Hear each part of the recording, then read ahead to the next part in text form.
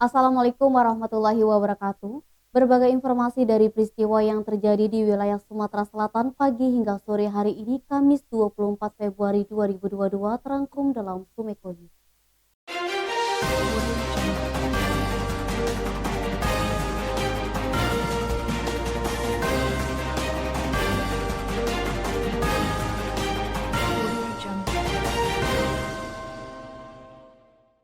Pemerintah pusat melalui Kementerian Sosial RI telah mencairkan bantuan pangan non-tunai melalui kantor pos di daerah masing-masing.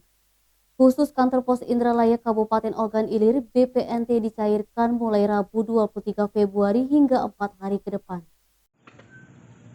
Pencairan BPNT kali ini berbeda dari tahun-tahun sebelumnya, di mana kali ini BPNT bukan berbentuk sembako melainkan uang tunai.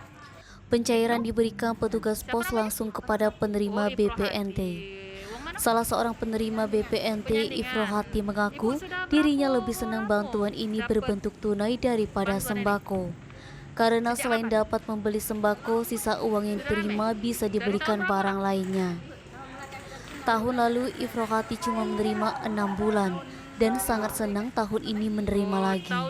Untuk mencairkan dana di kantor pos, dirinya diminta membawa surat undangan, kartu keluarga, dan kartu tanda penduduk. Hanya butuh waktu 1 menit, dana tunai sebesar 600.000 untuk 3 bulan sudah berada di tangan Ifrohati. Eti, Sumeko TV melaporkan.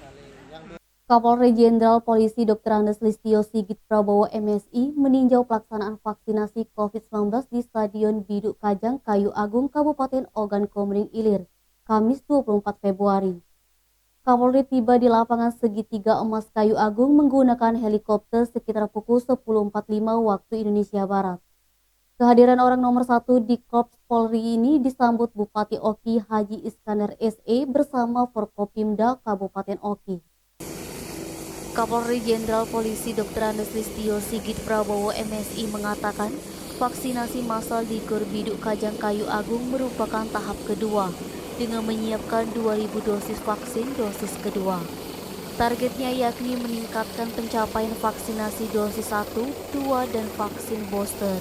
Sebelumnya angkanya 50.000 sampai 60.000, maka dari pelaksanaan ini maka akan bisa mencapai 90.000.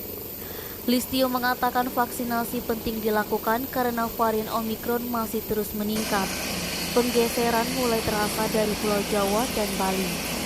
Meskipun di Jawa trennya menurun, tapi di luar Pulau Jawa trennya mulai meningkat.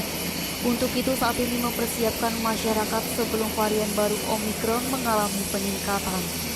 Dikatakan untuk saat ini angka kematian rendah sekitar 2-3%. Namun tentunya ini akan mengganggu aktivitas dan tetap berisiko apalagi bagi vaksinnya yang belum lengkap.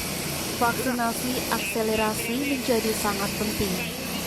Kabid Humas Polda Sumsel Kombes Pol Supriyadi menambahkan sengaja melakukan kunjungan ke Oki karena capaian vaksinasi dosis 2 di sini masih rendah. Setelah melakukan kunjungan bersama dengan Gubernur Sumsel Haji Harmanderu didampingi Bupati Oki Haji Iskandar SE, Kapolri langsung bertolak ke Riau dan Aceh melihat pelaksanaan vaksinasi di sana.